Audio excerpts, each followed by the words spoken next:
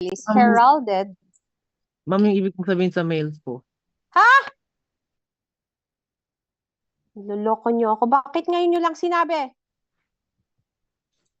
Okay. So, external genitalia of the male. O, dito tayo. Okay. So, scrotum. Scrotum.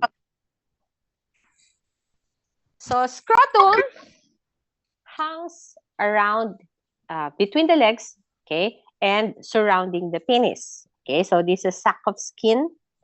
Now, if you look at the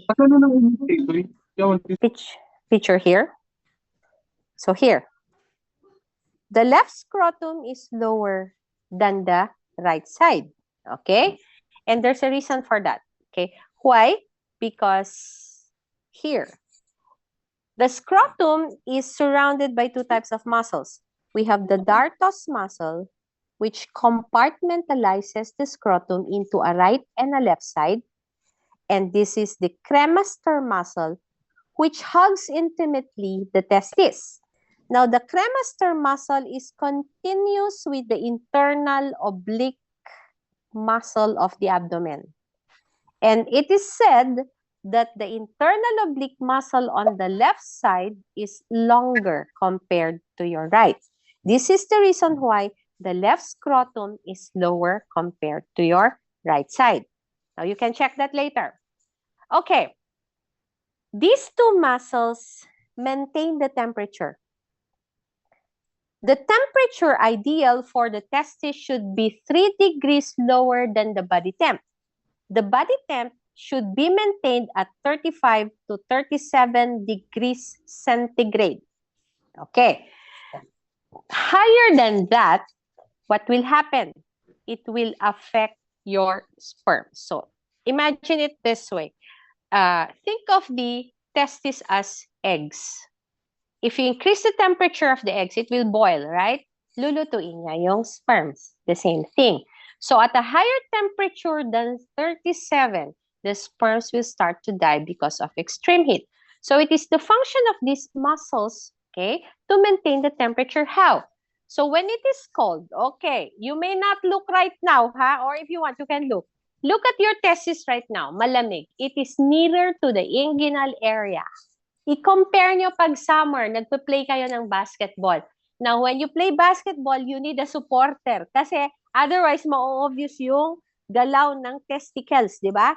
Okay? So, mapapansin nyo to sa mga younger brothers and sisters nyo. Sorry, younger brother lang. Okay? Pagka tumatakbo siya, blug, blug, blug. Yung testis, naglalaylay pag mainit. Okay? Pag malamig, it goes nearer to the body to maintain the temperature.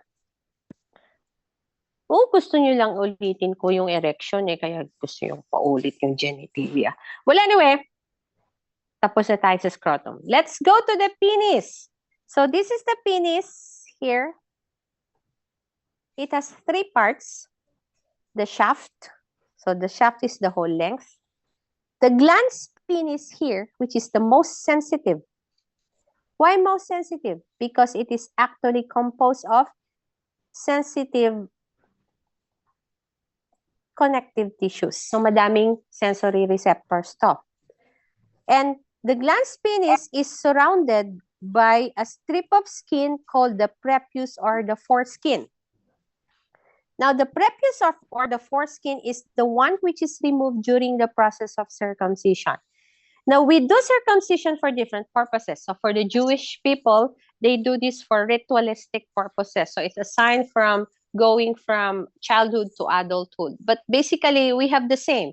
Okay, why? Kasi they do the bar mitzvah. Pag Jewish people, we call it the bar mitzvah. They do this pag nag-teen na yung bata. So, from 12 to 13. So, it's basically the puberty stage kung sa ating ibang religion din, di ba? Now, during the puberty stage, 12, 13, 14 ages, what will happen? Okay? Circumcise tayo. Why? Because here, there are glands located in between the foreskin and the glans penis. May mga glands dyan. And the glands start to secrete mucus secretions, okay? And if you don't remove the prepuce. So pag hindi mo titanggal, natatatrap yung secretions, nagiging mabaho. So for us, we do it for hygienic purposes. Okay? Hygienic purposes. We do circumcision. Now, sinasabi nila, may German cat, may whatever cat. Simple lang yan. Okay? Halimbawa, wait, let me illustrate to you. So, eto si glans penis. So, eto si glans penis, no? Nandito yung prepuce mo. Okay. What we usually do, oh by the way, dito mo mapapansin kung yung lalaki mapaglaro o hindi. Mapaglaro meaning nilalaro nila yung ari nila. Kasi at a young age, may mga kids na medyo, it is easy to peel this one. Okay? Now, may mga kids din na phimotic. Pag phimotic or phimosis, kumakapit yung prepuce dito sa glans, mahirap ihiwalay. So, phimosis yon. Pero pagka yung bata naglalaro, meaning mapaglaro siya, di ba, madali mo siyang ihiwalay. Okay? And then what do? We just apply forceps here, hilain mo, okay, cut the edges, and then itatahi mo siya around. Okay? So, ikakat lang. Hindi namin siya ikakat meaning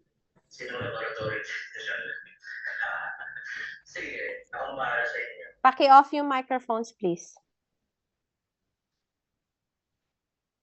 Microphones off. Hoy! Yung microphone mo.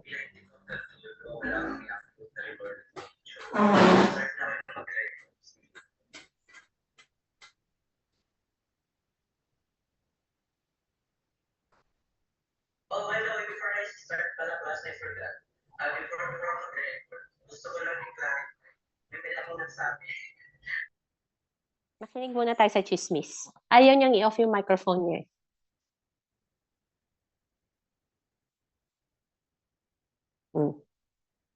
Wala na. Nabitin tuloy ako sa chismis. Oh, wala na. Tapos na. Okay, thank you. So, phimosis means yung prepuce ng bata naka-attach dito sa may glans penis. So, it is difficult to retract the prepuce. Okay. So, as I was saying, yung mga batang naglalaro, so playful, hinahatak nila, so medyo okay siyang anuhin. So, we just attach the forceps here, hilain mo, and then slice. Slice lang, ha? Pag na-slice yan, so imagine niyo ito yung prepuce na slice na siya, hihilain namin siya pataas, and then itatahin namin dito. So, we just expose the glans penis. That's the most basic one. Ang sinasabing German cut, pag German cut naman, hilain mo totally yung prepuce and then i-chop mo siya. And this is what your barangay chopper does. Di ba sa barangay may mga nag-chop ng circumcision. Nung bata kami, ganun ginawa sa kapatid ko eh. So may matanda doon, may labaha siya. Kaya ang ginagawa niya, hinihila lang niya. Okay? And then china-chop niya. So may skin na natatanggal. This is the German cat. And then, wonder of wonders, during the olden times, they don't suture. Okay, how do they stop the bleeding? They apply bayabas. So, you ask the child to chew bayabas leaves and then you apply the bayabas leaves on the bleeders. Okay, but of course, pag ginawa ito sa hospital, whether the traditional cat or the German cat, sinusuture namin yan. Now, what is the role of testosterone? So, testosterone is the masculinizing hormone. So, in short, it develops the male child into an adult child. Okay? So what will happen? Secondary male sexual characteristics. You develop broad shoulders, narrow hips. Okay? Baliktad sa babae, di ba? sa atin sa babae, nagiging broader ang hips, nagiging narrow yung shoulders natin. At the same time, deepening of the voice. So from a high-pitched voice to a low-pitched voice, okay, binata na siya. And then, hair distribution. So hair distribution, meron siyang mustache, meron siyang beard. So ito yung lips niya. Meron siyang mustache, meron siyang beard, meron siyang chest hairs, okay? And then, there's a distribution particularly in the inguinal area. Okay. Now, in the inguinal area, a male hair distribution is like this. So, it's a inverted triangle. Okay, huwag nyo nang tignan ngayon. Mamaya na. So, mas madaming buhok dito sa on top. Konti sa side kasi nandun yung testicle. So, nga naman, di ba? Enlargement of the skeletal mass, enlargement of the bones, okay? And of course, more importantly, sperm maturation. So much so that if a person has sexual infantilism, so example, hindi nag-develop yung pituitary gland. So pag hindi nag-develop yung pituitary gland, there is no stimulation of the testes also to form the Leydig cells. So the Leydig cells will not develop testosterone, diba? What will happen? Non-production of testosterone, the child remains a child. In short, tatangkad siya, yes, pero walang testis na mafo-form. The penis becomes very small. And sometimes, ito yung nagiging case like Lygia de Vega. You remember Lygia de Vega? She was an Olympic gold winner for us. But actuality, lalaki siya. She was an XYY. Meron siyang extra male chromosome. Okay, kaya ang bilis niyang tumakbo, ang lalaki ng legs niya. Okay, flat-chested siya. Okay, tapos yung outer genitalia niya actually hindi mukhang male. So mukha siyang may clitoris, mukha siyang may vulva. Pero in actuality, infantilism ang tawag doon. Now, let's go to the female reproductive tract. So ulitin ko na naman to in short. Okay. We have the ovaries. Okay. Ovaries. The ovaries are the female organ of reproduction. They are almond-shaped structure which are located on the abdominal cavity. Okay, there. Now, cut section of the ovaries would show follicles in different developmental stages. So we will be talking about the developmental stages as we go along the process. Ha? Okay. So, hindi muna natin i-discuss ito. The ovaries are suspended to the lateral walls of the pelvis by the suspensory ligament and medially by the ovarian ligament. Now, in here, there's another ligament that covers everything, anchoring the entire reproductive system of the female to the pelvic wall, and we call this the broad ligament. Okay. Proceeding now to the ductal system. So we proceed to the fallopian tubes. These are the fallopian tubes. The fallopian tubes here are the initial part of the ductal system, and this is the site of fertilization. Site of fertilization. Specifically where? We have 4 parts here. This is the infundibulum, this is the ampulla, this is the isthmus, and this is the interstitium. So, infampiscent. Infundibulum, ampulla, isthmus, interstitium. Okay? So, infundibulum, ampulla, isthmus, and the interstitium here. The specific site of fertilization is the ampulla. So during the stage of ovulation, day 14 of the cycle, ovulation, the egg will be released from the ovary. Okay?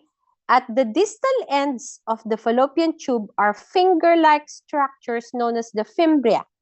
The fimbria will catch the egg, and the egg will travel from the fimbria, proceeding here to the ampulla of the fallopian tube where it waits for the sperm. So the specific site of fertilization is the ampulla of the fallopian tube. Now, once the egg has been fertilized, zygote na siya, di ba? The zygote travels in 3 to 4 days, proceeding towards the endometrium where it becomes implanted. So the site of implantation is the endometrium, and the site of fertilization is the ampulla of the fallopian tube. The oocyte is viable for 24 hours only. The sperm, by the way, is viable for 2 days, 48 hours. Okay? So, mali ito ha. Fertilization dapat yan. Please to check that. Now, we go to the uterus. So, the uterus has 3 main parts. It's located, by the way, between the rectum and the urinary bladder. And this is the reason why, tignan natin, nandito siya, oh. Ito yung mattress. Ito yung bladder. So, this is the bladder. This is the puwet. And this is the reason why pag buntis ang isang babae, ihi siya ng ihi. Kasi nako-compress nung uterus na may baby yung urinary bladder. Okay, so may physiological explanation siya. The uterus nourishes, receives, and retains the fertilized egg. It is pear-shaped in a non-pregnant woman, and it is anchored anteriorly by the round ligament, posteriorly by the uterosacral ligament, and again, like the ovaries, they are suspended in the pelvis by the broad ligament. So we have 3 major parts here. A rounded portion known as the fundus, the main part which is known as the body, and the initial part which is known as the cervix. The cervix projects towards the vagina. Okay. Histologically, your uterus has 3 layers. The innermost layer is known as the endometrium, followed by a bulky muscle layer known as the myometrium, and then the outermost layer, the perimetrium. Okay. Clinical correlation at this point. The endometrium is the one which is being shed off during the process of menstruation. So pag nag-mens yung babae, nasi-shed off yan. Now, there's a specific part which is being removed. So if we look at the microscopic view of the endometrium, it has 2 layers, a thin layer known as stratum basalis and a thicker layer known as the stratum functionalis. It is the stratum functionalis which is being shed off during the process of menstruation. The myometrium, on the other hand, since it is muscle, it aids during the delivery of the child. The perimetrium is just for protection, so outermost serous layer. Okay, so far so good? Audio and video still okay? Yes, ma'am. Yes po, ma'am. Okay. Now we proceed to the vagina here. Okay. Now look closely. May mga folds siya, di ba? We call this rugae or rugal folds.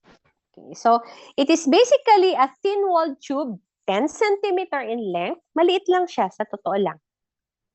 Oh, but it has magic. It can accommodate up to 8 inches long. Right, ladies? Okay.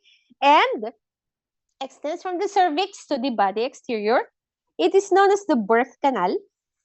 Why? Because this is the passageway of the child during delivery. It is the female organ of copulation, so ginagamit ito during sex. And it is the menstrual flow. It is where the menstrual flow will pass. Now, take note. Okay, yeah, which reminds me. Kinento ko na ito kanina. When I was a resident, no, I rotated for 1 year in Mariano Marcos, dito'y Batak. And 4th year ako nun. Part of our training in pathology is to go and teach sa College of Medicine. So, ang pinili kong school, UNP. Wala pang medicine ang Mariano Marcos nun. So, I go to UNP every Friday. I teach pathology. And one of the questions I asked, very basic, no? What is the birth canal? Alam mo, sagot ng estudyante. By the way, he was Indian. Indian siya. Okay. I had like 8 students. Yes, if I remember, 8 students in Paso. And his answer was, would you believe it? The pharynx. Okay, whatever. Okay, baka nanganganak yung mga Indianong babae sa pharynx, no? Okay, so the birth canal. Now, hymen. Before I discuss the hymen, let's talk about the external genitalia of the female. The genitalia of the female is heralded by a protruding mound of fatty pad known as the mons pubis. The mons pubis extends downward to form a lip-like structure. So, para siyang lips, known as the labia majora. The medial portion of the labia majora forms a thin fold known as the labia minora. The labia minora encases or enfolds a cavity known as the vestibule. The vestibule, okay, is enclosed or covered by a thin connective tissue membrane known as the hymen. But take note, gentlemen, the hymen is not a measure of virginity. Okay? So do not expect your wife or your girlfriend to bleed during your first sexual contact. It doesn't happen. Okay? Why?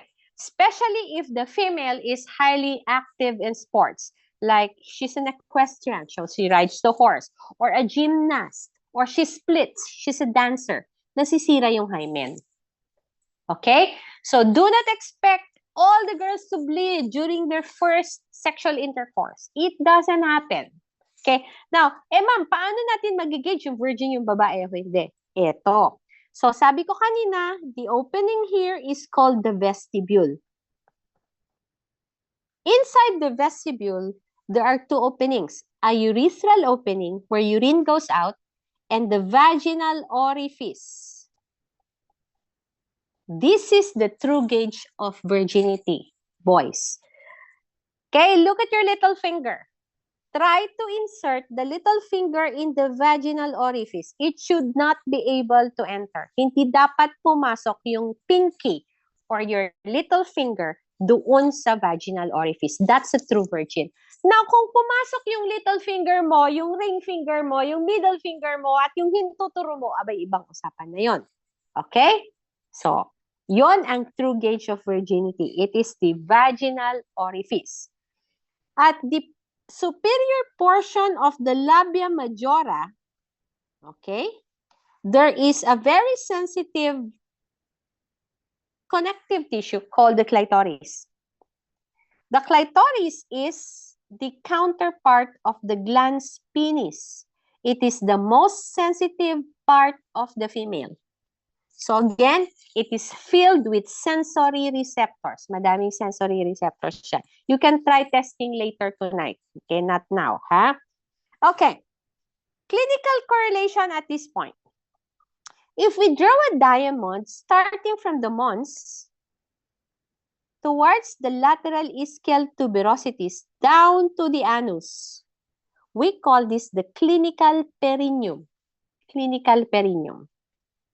And this is highly significant, especially to nurses, to midwives, to doctors. Why? This is where we cut during child delivery. So, depende kung left-handed yung doctor or right-handed yung doctor. So, kung right-handed siya, dito siya magka-cut. Kung left-handed, dito. Okay? Why? The cut, the surgical cut, will aid the child in being delivered. So, imagine, nandito yung ulo ng bata. So, halimbawa, buhok yan. Pinupush yung bata yung perineum mo. So, pag hindi mo yan tulungan, wawarakin niya yung buong area. Masisira yan, papangit, di ba? Nagiging cauliflower. Joke. Okay. Hindi mo cauliflower. Okay, basta, pangit tignan. So, kinakat natin, okay? Then, when the child is delivered, oh, by the way, there is no anesthesia used. Really? Yes. Okay? Kasi in pain na yung nanay. Remember, in pain na siya kasi nag-iire siya, di ba? Sasabayan mo lang siya. Pag umire siya, okay? Pag gumana yung nanay, cut! Hindi niya mararamdaman yan. Okay, labas agad yung ulo ng bata, deliver the child. After you deliver the child, cut the cord, deliver the placenta. After you deliver the placenta, clean the area. All the clot should be removed. All the blood should be removed. Ipack mo siya. Okay. So, packing, we call it. Pwede kang maglagay ng gauze na makapal o di kaya normally we use the maternal pads kasi na-absorbable yon. So, iiwan mo siya sa loob. But you have to remove it the next morning. Ha? Kaya nagdi-discharge IE kami. Okay? Sa discharge IE, lahat ng packing tatanggalin mo. Otherwise, pag naiwan doon, magiging legal ano yan. Medico-legal issue yan. Ididemanda ka ng pasyente. So, after na-deliver mo na siya, nakiklean mo yung area, isuture mo, i-resuture mo yung area. As good as new. Para siyang virgin ulit. Diba? Okay. So, that's the clinical perineum. Needless to say, gentlemen, again, so ang posterior boundary ng clinical perineum natin is the anus. But let me remind you, the anus is not a part of the reproductive system. Huwag kayong dapat mag-insert ng kung ano-ano dyan. Okay? So, the anus is basically a passage area for the feces. Okay? So, hindi yan part ng reproductive system. Now, the mammary glands, so the breasts, they are actually modified sweat glands. What do? They produce milk. Okay, the milk nourishes the baby. Okay, so, in a non-lactating breast, so as halimbawa, hindi pa siya buntis, you have about 15 to 25 lobes, each lobe radiating towards the nipple area. So, magde-drain lahat yan sa nipple area. Now, pag nabuntis yung nanay, okay, the lobes actually contain what you call alveoli. Lactating alveoli. And the alveoli start to develop and they now produce milk. Okay. Once the baby is delivered, so nanganak ka na, how does milk come out? Remember oxytocin? Oh, oxytocin. Produced by neurohormones stored in the posterior pituitary gland, diba? Together with your ADH. Oxytocin is released. Okay, how? The nipple has to be sucked. And this is to be done by the child. So, pag pinanganak yung bata, the first thing that the OB will do, or kung hindi man OB, yung nurse o di kaya yung midwife, is to stroke the cheek of the child. Okay? So, depende kung saang breast niya ilalagay. Kung left breast niya ilalagay, you stroke the right cheek of the child. If you notice, susundan ng bata yung finger na nag-stroke sa cheeks. So, kung sa right breast mo naman siya ilalagay, you stroke the left cheek. So, pag na-stroke mo yung left cheek, iikot yung ulo ng bata, saksak mo yung nipple yung nanay. Once pumasok yung nipple ng nanay sa mouth ng bata, automatic, magsa-sucking reflex siya. Okay. Ma'am, yung pedya ko, yung pinanganak na bata, GCS niya is very low. So, ang Apgar score niya is, ang Apgar score kasi up to 10. So, ang Apgar score ng bata is 3, tas blue siya, tas hirap siyang mag-suck. Anong gagawin ko? Okay, the milk has to come out. Okay, ask the husband to suck the nipple. It does the same thing. Once the sucking reflex is initiated, what will happen? From the alveoli, lalabas yung milk towards the secondary tubules, towards the mammary duct, towards the lactiferous duct. Tutuloy yung milk. Okay? Eh, ma'am, kung wala yung husband, abay, bahala na kayo. Be resourceful. Now, in the people who are not yet married, so sometimes they say, ma'am, ayaw ko mag-breastfeed kasi lalalay yung suso ko. Well, it depends on your outlook on life kasi. So, what matters most is you feed the baby. Di ba? Anong gusto mo? Magugutom yung anak mo o maging maganda ka o magugutom yung anak mo, maganda ka pa din. Di ba? So, there's a ligament here which suspends the breast. We call it the Cooper's ligaments. There. And ang nangyayari, pag naglalactate kasi yung breast, nagiging mabigat siya, di ba?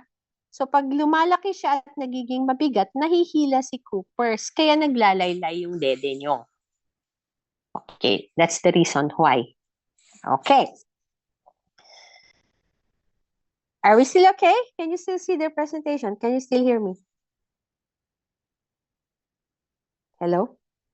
Hello? Hello? Children? Kids? Yes, ma'am. Yes po. Okay. Yes po. Oh. So we're done with the breast. Now we go to methods of contraception. Now, at your age right now, okay, I am not trying to encourage you to have sex, but I am trying to teach you how to avoid pregnancy because it's difficult to become a teenage mom. Okay, so I will teach you this. Now, this is a male condom. Of course, you know how to insert a male condom, huh? Hindi yan ma-insert kung hindi matigas yung penis. So the penis has to be hard to be able to put your male condom. This is a female condom, kids. Totoo, ma'am, may female condom. Yes. Okay. Now, the female condom, merong two ends yan. Parehong may ring. So, this is the ring for the closed end. This is the ring for the open end. Yung open end mo, i-insert mo siya over the cervix. Okay, sorry. Closed end dapat. Over the cervix. Yung open end mo, dyan papasok yung penis. Okay? Mahirap gawin to. I am not even sure if you've seen one. I've only seen one in my entire lifetime. Nag-rotate kami sa health department. Doon ko lang nakakita. Kasi hindi natin, I mean, it's impractical, di ba? Tapos sometimes, hindi alam ng mother yung anatomy niya. So, most of the time, we encourage people to use the male condom rather than the female condom. Now, this is a cervical diaphragm.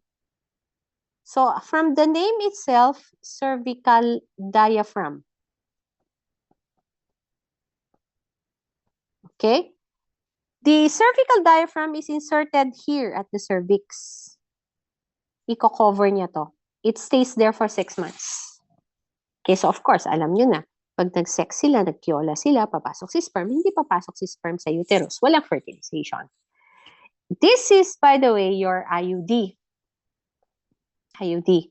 There are 2 types of IUD. So it's a T-shaped structure. Initially, si IUD, ano siya, ganito lang ang itsura. Meron siyang tali.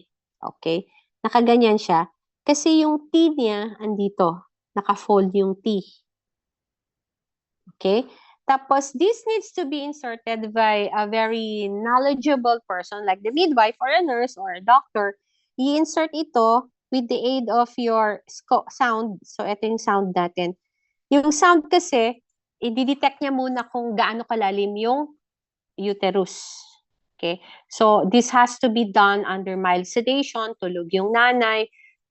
I-open natin yung cervix using your vaginal speculum. Tapos i-insert natin to inside, i-guide mo yon and then i-measure mo how deep is the uterus. Kasi doon mo mag-guide kung paano i-insert itong IUD na to. So as I said, there are 2 types. Merong hormonal IUD at saka merong copper IUD. The hormonal IUD secretes or releases in burst progestins. Ang progestins, these are low progesterone levels. So, in burst yan, hindi agad-agad. So, every month nag-release siya, Si progesterone kasi prevents pregnancy. Okay, there are, medyo, debatable tong na to ha. So, in an unpregnant person, let me clear that. Unpregnant person, the progestin prevents ovulation. That's why it prevents pregnancy. Okay? So, tandaan nyo, it prevents ovulation, thereby indirectly preventing pregnancy. But in a pregnant person, your progesterone actually supports pregnancy. I'll explain later. So in an unpregnant person, your progestins prevents ovulation, preventing pregnancy. Yun yung effect ng hormonal IUD. Si copper IUD naman, self-explainable. It contains copper. The copper ions are toxic to sperms. So, papatayin niya si sperms. Okay? Let me discuss this later. Now, let's proceed to physiology of reproduction. So, first, spermatogenesis.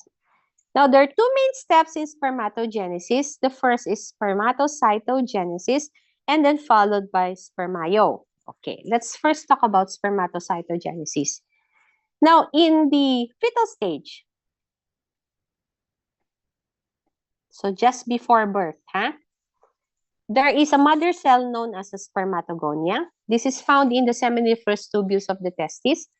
So the spermatogonia undergoes mitosis. Manganganak siya. You now have two daughter cells known as primary spermatocytes. Okay, they stay stagnant. And then they wait till puberty. From puberty thereon, spermatogenesis is continuous until the old man dies. Yes, hindi nawawalan ng sperm ang lalaki kahit matanda na siya. Okay? So, what happens here? The primary spermatocytes are diploid. 2N. The primary spermatocytes at puberty, so what happens in puberty? Testosterone is released, right? So with the effect of testosterone, primary spermatocytes undergo meiosis 1, developing secondary spermatocytes. Now this is meiosis. So what happens? There's crossing over, there's exchange of genetic component. Therefore, your genetic material reduces in size, forming now two haploid daughter cells. N na siya. So from 46 chromosomes, 23 chromosomes na lang. The secondary spermatocytes further develop, undergoing meiosis 2, forming 4 haploid spermatids. Now, necessarily, kailangang haploid siya. Kasi pag ito nag-meet with the egg, 23 plus 23, 46.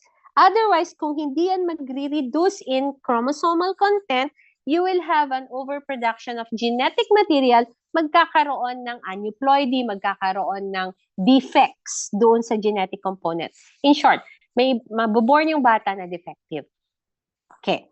Now, the spermatids here are still immature. And from here on onwards, spermiogenesis starts. Spermiogenesis is the beginning of the maturation of the sperm. The head develops, the midpiece develops, the tail develops. However, if you notice, these immature sperms are still attached to their Sertoli connection. Remember Sertoli? Sabi natin si Sertoli ang magno-nourish sa sperms. So what happens next? The Sertoli cells destroys some of its cytoplasm to be able to release the sperms in a process called spermiation. So spermiation is when your immature sperms detach from their Sertoli connection.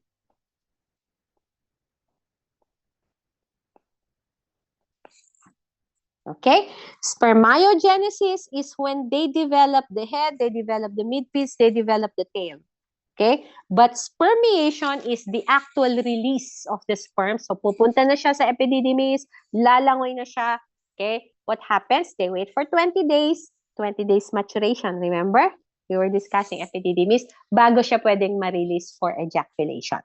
So, once nag-puberty yung bata, continuous na ang sperm production. Unless, of course, by any chance, nawalan siya ng testosterone. Okay? So, there. Okay.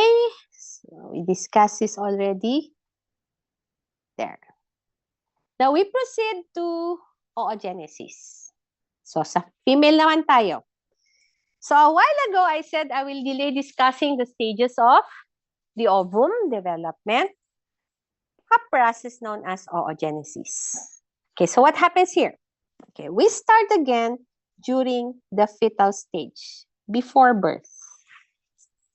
Now, in the primordial yolk sac, okay, pareho yan, primordial yolk sac din sa male. Okay. The mother cell, called the oogonium, undergoes mitosis. So, mitosis, dalawang anak niya. Oh, by the way, kids, yung isa dito, magiging reserve, ha? So, pag naubos na yung sperm, mag-undergo din yan. So, pag dalawa palagi kasi yung anak niya, reserve yan palagi. So, here also, in oogenesis, the oogonium undergoes mitosis, producing two daughter cells. One becomes a reserve cell, and one proceeds. So, this is now called the primary oocyte. Now, the primary oocyte starts also to develop. It will become surrounded by a single layer of cells known as the granular cells. Okay. The primary oocyte is arrested at prophase 1 at birth. So, pinanganak ka na. Prophase 1 pa rin yung primary oocyte mo.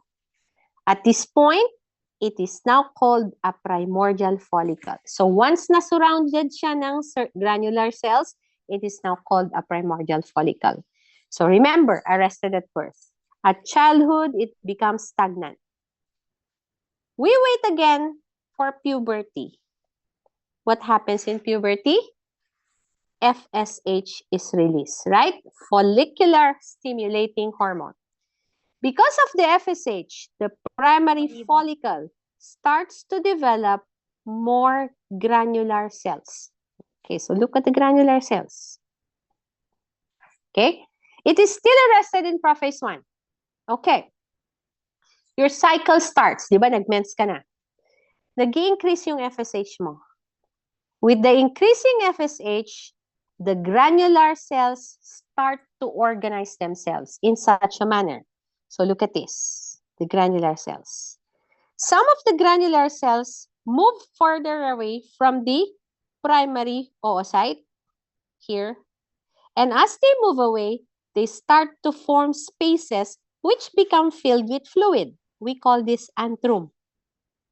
Okay, so more and more FSH, nagpo-proceed ka towards your cycle, and the granular cells now become organized, forming what you call, okay, a secondary oocyte or secondary follicle. Now, a secondary follicle now has the ovum here pushed to one side. The ovum becomes surrounded by a connective tissue called zona pellucida, and surrounding the zona pellucida are a group of granular cells which we specifically call the corona radiata. It's called corona radiata because it looks like a crown. Okay? The other granular cells surround the antrum. Now, at this point, another layer of cells start to develop at the outer layer, and this outermost layer is known as the theca cells. Okay, very important, ha? Okay, why? Because remember, at this point, the theca cells produce progesterone while the granular cells or granulosa cells produce estrogen. Okay, now with more and more FSH being released, follicular stimulating hormone, the secondary follicle develops to become a mature follicle. What's the difference? The antrum is now bigger, okay? And your corona radiata surrounding your ovum is now pushed to one side. You still have the theca cells on the outermost layer. Day 14 of the cycle. ovulation occurs. Why? Because of an increase in a hormone called luteinizing hormone. We call this LH surge. So there's a sudden increase of LH. Because of increase in LH, the follicle is extruded out, and this is known as ovulation. Okay, ikakatch na yan ng fimbria, di ba? So from the fimbria, papasok siya sa ampulla of the uterine tube, magwe-wait siya kay sperm. Now, what happens to the remnant? The follicular remnant develops a corpus luteum. And the follicular remnant, remember your theca cells, is surrounded by theca cells, di ba? It now starts to produce progesterone. Okay. Should there be pregnancy? So, buntis siya. May fertilization. Remember, na-release na to, di ba? Hinihintay lang niya si sperm. Should there be pregnancy? The theca cells continue to produce progesterone to support the pregnancy. This is what I was telling you a while ago. Dito, kanina, yung progestins, di ba? Low-level progesterone yon. It prevents ovulation. Kaya walang fertilization. But this time, cycle to ng oogenesis. Once naging corpus luteum siya, mag-produce siya ng progesterone.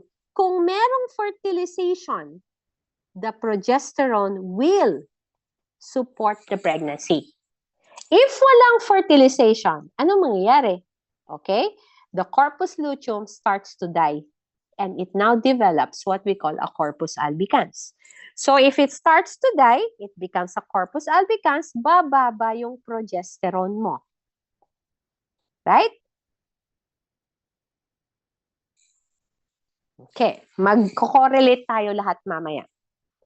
Okay, balik tayo dito. So sabi natin dito, day 14 of the cycle, ovulation occurs. Okay, so look. Dito, sa mature Graafian follicle, nag-proceed na siya. Meiosis 1 is completed. Meiosis 2 starts, stops at metaphase 2. Okay. Metaphase 2 lang siya until ovulation. Again, if there is fertilization, metaphase will proceed to ana, tutelo, and meiosis 2 is completed. Only completed once there is fertilization. Pag walang fertilization, what will happen? It will die together with the polar bodies. Magde-degenerate. So, we call it degeneration. Now, let's correlate oogenesis, okay? So, this is oogenesis, ha? Di ko na uulitin. With the menstrual cycle. The menstrual cycle is a 28-day cycle. Normal yan. In normal people. So, there are abnormal people who have 21 days, 15-day cycles only. Abnormal yon. Dapat kasi it should take 28 days. So, it is divided into 3 parts. We have day 1 to 5, the menses phase. So this is the phase at which the endometrium is left off, specifically your stratum functionalis, and you lose blood. Now, no matter how much the blood you think is, no matter how many pads you consume, you are only losing a maximum of 150 ml the entire 5 days. Okay? So, 3 to 5 days. From day 6 to day 14, we call this the proliferative stage. Okay. Dito, this is stimulated by the rising estrogen levels. Bakit? Kasi at this point, di ba, meron na tayong granulosa cells. The granulosa cells start to produce estrogen. Okay? The rising estrogen will repair the endometrium. Nasira yung endometrium mo sa menses, di ba? And it will now form glands. You increase the endometrial blood supply. Day 14 of the cycle, LH is maximally released, causing the release of your ovum. Ovulation. So, nagko-correlate tayo with the egg development and with the menses. From day 15 onwards, we call this the secretory phase. This time, progesterone is being released by the theca cells. So, sabi natin, theca cells of your corpus luteum. Diba? Nag-release ka ng egg, yung remnant, the remnant becomes the corpus luteum, it will produce progesterone. The progesterone causes the endometrial glands to increase the size. And this is how it supports pregnancy. Okay? Papa, damihin niya yung glands. In short, gumagawa siya ng kama for the baby. So, kakapal yung endometrium, gumagawa siya ng kama for the baby, and it will sustain the developing embryo until implantation. Okay, so as I told you, if there is fertilization, your progesterone will continue to be produced, supporting the pregnancy. If there's no fertilization, the corpus luteum will become the corpus albicans. Pag naging corpus albicans siya, decrease ang progesterone, you go back to menses. So, from that, you can deduce that what decline in hormone produces menstrual phase? Progesterone. Pag bumaba ang progesterone mo, menses. Okay, the cycle continues. So let's correlate the two. This is oogenesis, and this is the menstrual cycle. So let us see. Primary follicle. Okay. Menses ka, diba? The primary follicle develops to become a secondary, a mature follicle. What happens? The estrogens start to be formed by the granulosa cells.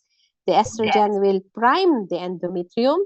Your follicles start to develop. Sorry, your glands start to develop. Okay, blood supply will also increase. Okay, day 14 of the cycle, LH is released, ovulation occurs. Now, with ovulation occurring, the corpus luteum develops. The progesterone starts to rise up. The progesterone will support pregnancy. How? It will thicken further the endometrium. It will become the secretory phase. Okay? Pag walang fertilization, what will happen? The corpus luteum starts to die, becomes the corpus albicans. Look, the progesterone levels go down and you go back to the menstrual phase. So, it's a cycle. Habang nagdi-develop yung egg mo, namamatay, nagdi-develop din yung menses mo, ay yung matres mo, okay, nagkumakapal siya until nagme-mens ka. Okay? Now, you see here a hormone called inhibin. What does inhibin do? Okay? Inhibin inhibits FSH. In short, once meron nang nag-release ng egg, so once meron nang nag-ovulate na itlog, anong mangyayari? Wala nang FSH. In short, wala nang follicles na magdi-develop. Mag-proceed na lang yung mga na-stimulate. Now remember, ma'am, sa isang cycle ba, isang cycle meaning one menstruation, hindi lang iisang egg yung na-stimulate ha, madaming eggs. Actually, at the beginning of your oogenesis, you have about 700,000 oogonia present. But at the age of puberty, it now becomes 300,000. And on from the 300,000, only 300 eggs will ovulate. So imagine, kaya nga naghahabol tayo ng oras. You have to get married on time habang may itlog ka pa kung gusto mo ng baby. Okay? Someone's mic is on. It's producing some kind of, I don't know. It gets irritating kasi naka-earphones ako kaya medyo masakit sa tenga. Ha? So please. Gana ba? Oh, sabi ko na may naka-open ang microphone. Please put off your mics.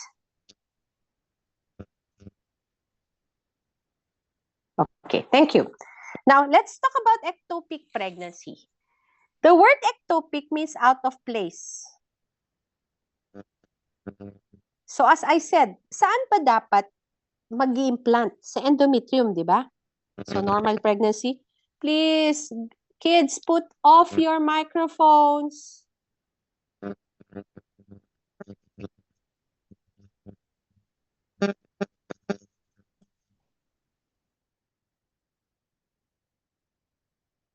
Okay, thank you. So, this is the egg. It's implanted here in the endometrium.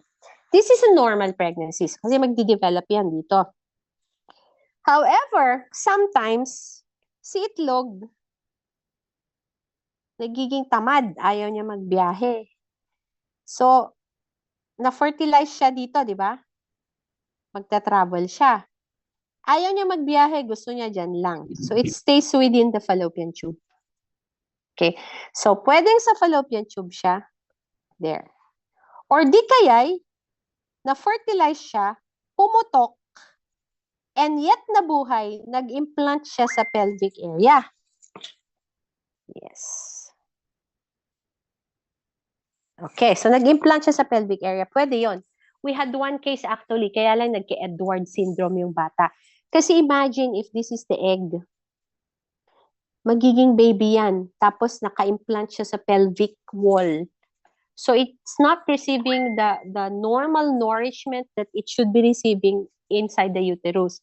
So the child, when it was delivered, yung ulo niya triangular, wala siyang ears, may isa siyang eyes. Okay, may nose siya pero wala siyang mouth. And then the fingers were polydactyl. Polydactyl meaning nag-fuse yung fingers niya. Okay, it lived only for like 3 hours. This is called Edward syndrome, by the way.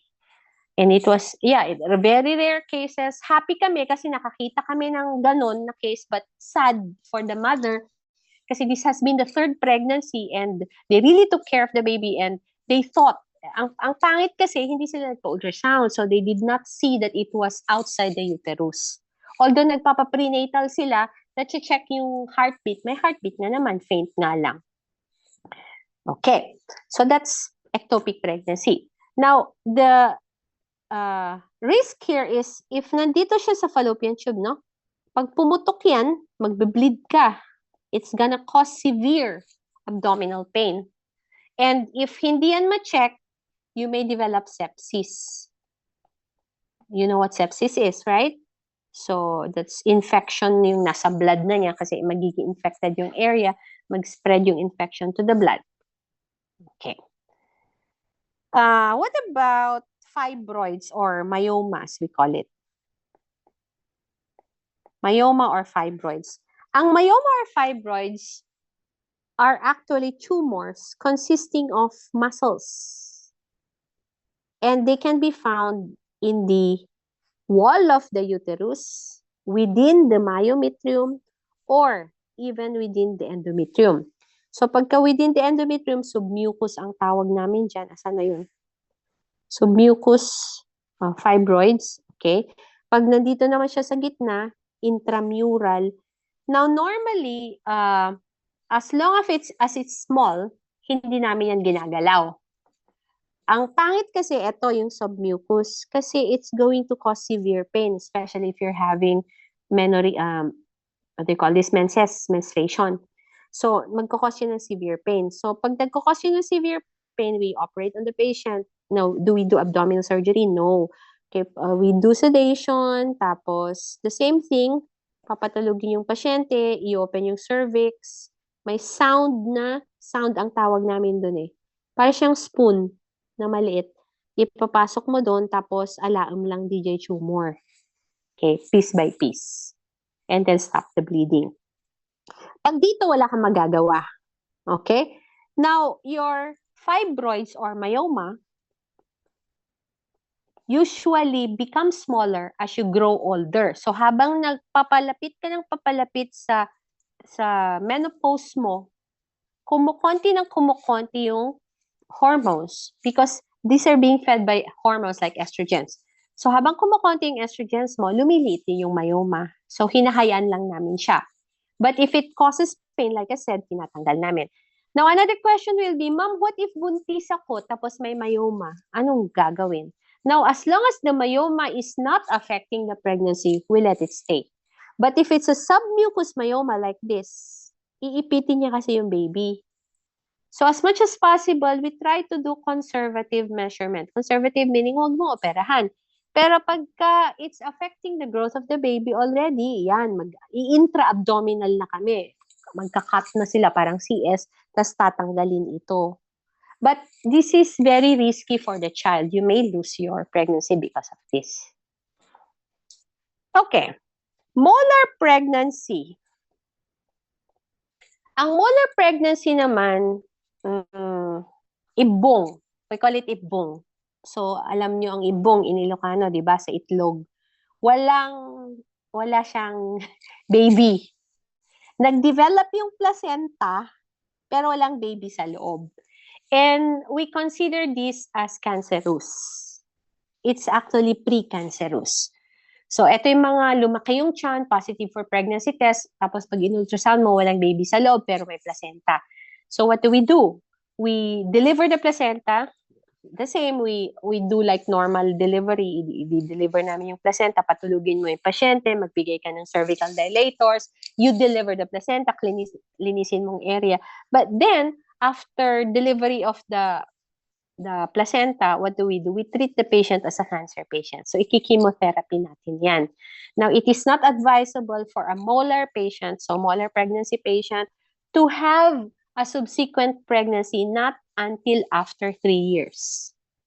So, we advise, palampasin mo ng 3 years bago magbuntis ulit. Kasi kung less than 3 years, there's a high probability that mag-pregnant siya ulit, ganun na naman, walang baby. Okay? Now, there's another thing called endometriosis. We call this chocolate cysts.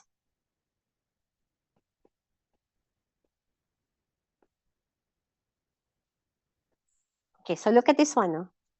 Bakit chocolate cyst? Kasi nagka-clot yung blood. Ang nagiging kulay niya parang chocolate. So what happens in this one is during the fetal developmental stage, some of the cells that are supposed to be endometrial cells nawala. So they got lost on the way. So dapat nandito yung endometrium, di ba?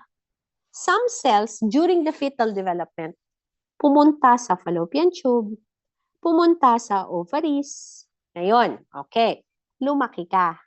Okay, so naging dalaginding ka. Nag-mens ka. Hindi lang yung endometrium mo dito ang nagme-mens. Pati yung mga yan nagme-mens, nagbe-bleed. So much so that they form cysts which are colored brown. Hence the term chocolate cysts. And this is very painful. My sister had this, so she didn't have any child. And I don't know if I'm lucky kasi she considered my kids as hers. So medyo spoiled yung mga anak ko sa kanya. Masakit na masakit ito kasi imagine, nagko-contract ito, di ba? Nagbe-bleed ka dito, nagbe-bleed din yan. Nagkukos siya ng infection, nagkukos ng pain. So most of the time, we bring these cases to the hospital, nagbibigay sila ng intramuscular pain relievers for these cases. Okay? So we end here unless you have questions. Yung isa nasagot ko na ha. Is there a possibility that urine can come out during the process of ejaculation? No, kasi nagko-close yung sphincter in the bladder. Okay. By the way, in using oral contraceptive pills, let's talk about OCPs. Might as well teach you para hindi kayo mabuntis. Your oral contraceptive pills, madaming klase yan, Diane, Yasmin. Ang pinakamaganda, Diane and Yasmin, kasi they make your boobs grow at the same time, they prevent pimples and they make your skin brighter. Expensive nga lang siya, di ba? It's around, I think, 1-2 per box in the Philippines right now. So, in oral contraceptive pills, ang goal natin is to prevent ovulation. They're actually composed of low-level progestins. So, progestins are precursors of progesterone. Okay. So, in OCPs, you have 21 tablets. Again, you have 28 days of the cycle, right? So, balik tayo sa cycle. Day 1 to 7, day 1 to 5, menses. Then we have the secretory phase, a proliferative phase, and then a secretory phase. So, yan. 21 days of tablets. And this is how you take it, girls or boys who have girlfriends who are sexually active. On day 1 of your menses, ibig sabihin, yung unang araw ng pagme-mens mo, take tablet 1 up to day 21. 21 tablets. Now, 28 days yung cycle mo, di ba? So, last tablet mo yung day 21. It is expected that from day 21 to day 28, you are supposed to have menstruation here. Okay? Now, take note. The goal of the OCP is to prevent ovulation. Walang egg na na-release. Therefore, hindi siya nabuntis. But, on day 21, you withdrew the hormones. Ini-stop mo bigla yung hormones. So, it is expected that from day 22 up to day 23, 24, you will actually ovulate.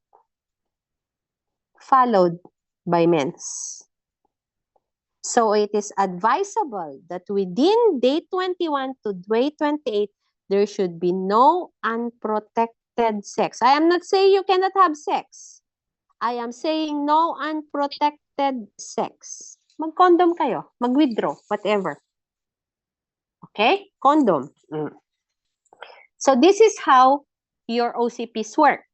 Now, what about, ma'am, ayaw ng girlfriend ko ng tablet. Gusto niya the normal, what they call this? Counting. Okay. Day 1 to day 28, you're supposed to have your cycle. Day 14, you're supposed to ovulate. Simple lang yan. 2 days before ovulation and 2 days after ovulation, you are not safe.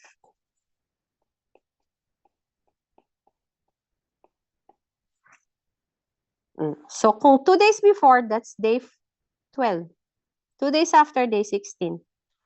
Example, December 1 ka na, December 2 ka first nag-mens. Diba? Mag-count ka na. December 2 plus 12. December 14. Expect mo na, mag-ovulate ka dyan. Hanggang December 18. Please do not have unprotected sex. There is high risk of pregnancy during this time. So, 2 days before and 2 days after ovulation. Bakit 2 days? Remember, the lifespan of the egg is 24 hours. The lifespan of the sperm is 48 hours. So, kinakount natin yung consideration na ganon. Okay? Now, this works only if you have a normal menstrual cycle. It doesn't work if your cycle is erratic. Okay? So, don't do this pag hindi normal yung cycle nyo. There's always a condom or there's always withdrawal. Ang pangit sa withdrawal, you may not be able to withdraw on time. So, pwedeng nag-partial ejaculation siya sa loob, mabubuntis siya. Okay? Ano ang scientific term for withdrawal? Coitus interruptus. O, di ba ang ganda? Gawin yung coffee shop. Coitus interruptus shop. Okay, that's called withdrawal. Now, there's this stupid belief that you have, girls. Ma'am, no kano, usarak DJ mens ko nga pagdaramos no, makaikat ti pimples. Tanga, hindi yan totoo. Ha? Madumi yung blood na yun, tapos ilalagay mo sa pimples mo, di mas lalo kang nagka-pimples. Mas lalong nag-infect. So, that's not true. Are there any food which are not allowed during menstruation? Wala, hindi din totoo yun. Okay? Well, speaking as a doctor, but my mom would think otherwise. Diba? You know, when I delivered CS ako, 2 beses, My mom made me wear socks. My mom made me wear bonnet. And then, kunana, hantang agsidsidat, dinangdang, tanda, tibuggoong na. Tapos, I was in my residency training. So, nagbabasa ako ng libro. Sabi, hangkang agbasbasa ta, taday tamatam kat hihina daw yung mata ko. Well, I don't know. I think as you grow older, hihina naman talaga yung eyesight mo, di ba? Di ba? Nagkakaroon ka ng errors of refraction. But yung, well, these are old folks. They may not have scientific basis for this, but they had experiences about this. So, if you wanna practice it, nothing's wrong. Okay? Bawal kantilang ka, it's not true. Bawal tikas to, it's not true. Ang sakit ni tiyan mo, of course, yes. Basically, masakit yung tiyan mo because nagko-contract yung myometrium mo during the process of what you call this menstruation, di ba? Nagre-release ng prostaglandin. You are extruding out, you're shedding off your stratum functionalis. Of course, there's pain. Expected yan. Okay? Oh, anything else? Anything you might want to ask? None? So as I said, I am not teaching you the contraceptive methods to encourage you to practice sex. But if you must practice sex, please do it safely. Okay? Pwede namang bumili ng OCP, hindi naman tatanungin ko ilang taon kayo eh. Okay. So the best OCPs that you can buy, you have Dayan 35, you have Yasmin, but they're a bit expensive as I said. But at least, gaganda yung girlfriend mo, lalaki pa yung suso niya, kagat at kikinis yung skin niya. Diba? Ano pa? Anything else? Ma'am, agpaiso. Somebody asked me this last year. Agpaiso daw ba na if he masturbates a lot, tatangkad siya? Hindi din, no? Tatangkad ka because of testosterone. Remember, testosterone is supposed to strengthen the bones, lengthen the bones. So, tumatangkad ka because of the testosterone, not because you are masturbating a lot. Okay? Yapay. Okay, sige na, you ask. Don't be shy. Nothing? No questions? No questions? You're sure? Okay, let me just check the attendance then. Okay, this is the last lecture, so